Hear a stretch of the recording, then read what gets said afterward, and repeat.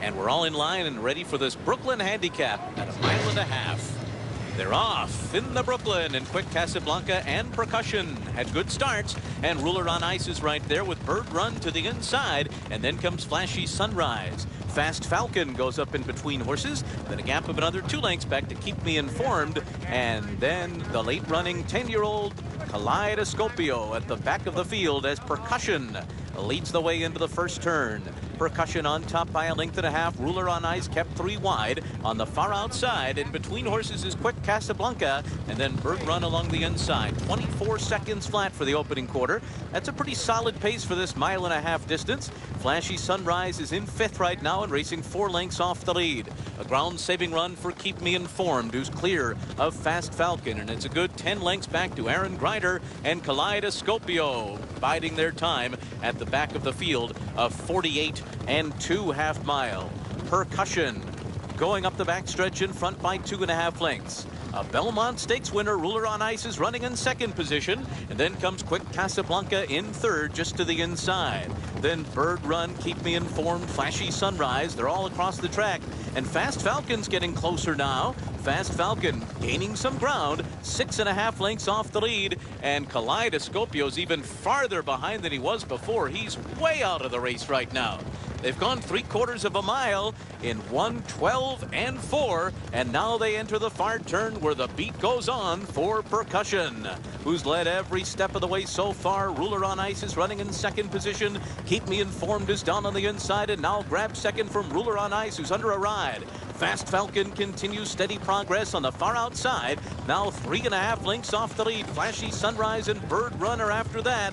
And way back there, Calidoscopio is picking up his stride like he did back in the Breeders' Cup Marathon. He is gaining ground. He's within 12 lengths of the lead.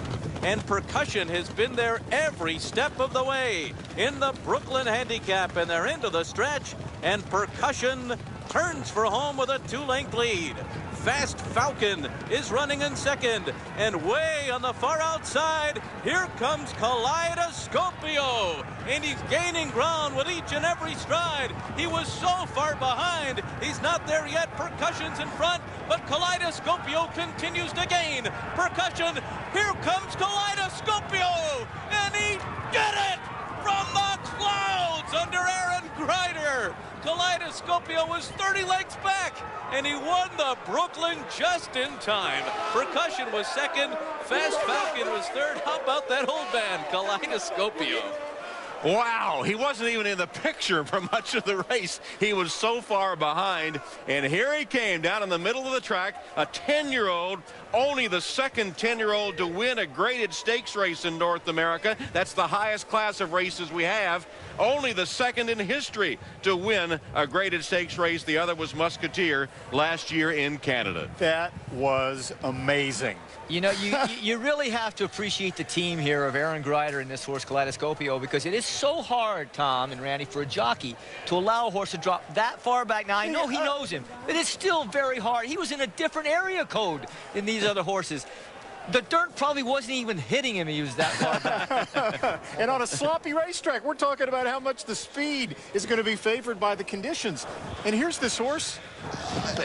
Unbelievable. That is an unbelievable amount of confidence that Aaron Grider has in this horse, to know that he can be that far out of it and still have a chance to win.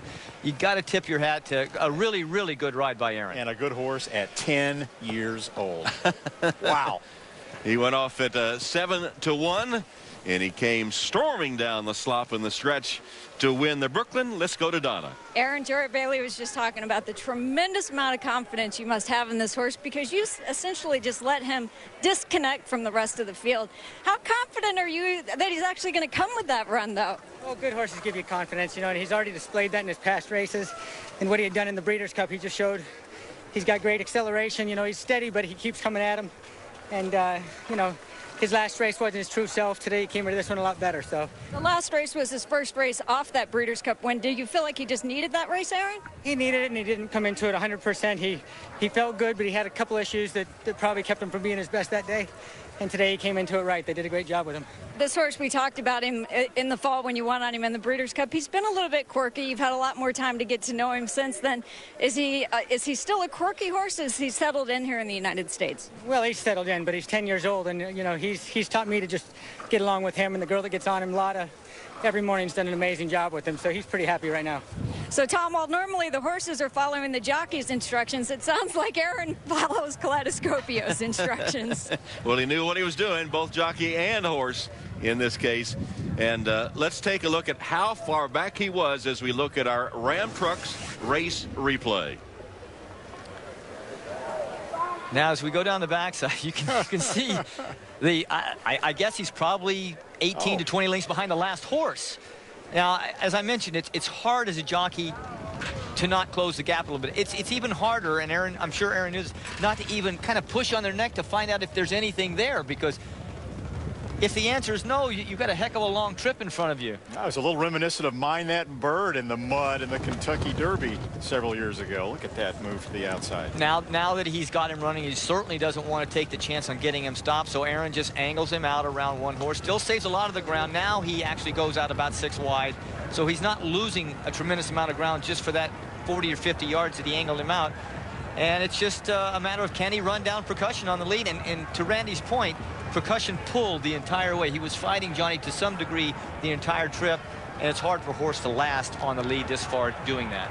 We heard Aaron Greider talk about before his last race, there were a couple of issues. He may be 10 years old, but he loves to play. And coming off the track, before his last start, he was playing so much that he actually stepped on one of his front feet and cut it open.